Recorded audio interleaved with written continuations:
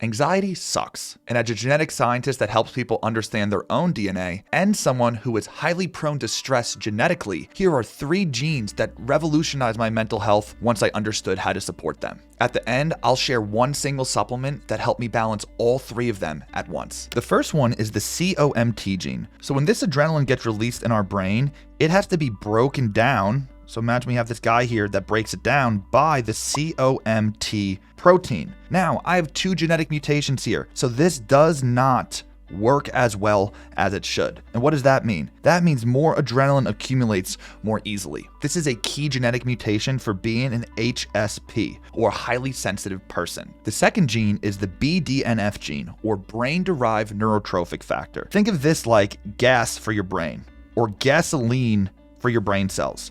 So when you have your brain cells here, they need to reach out and connect to each other.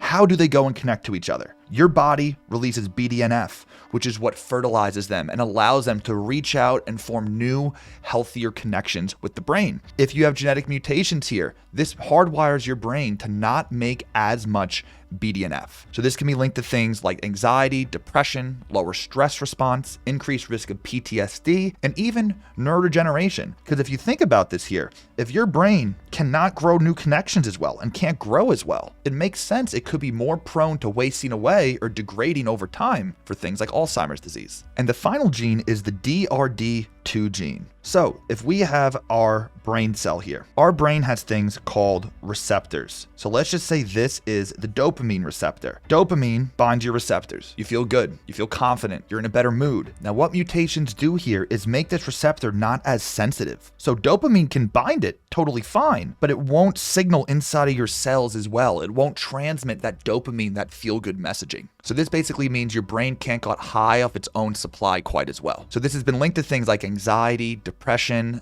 addiction, obesity, because the brain wants to search out for external things to try to fulfill that lack of dopamine signaling.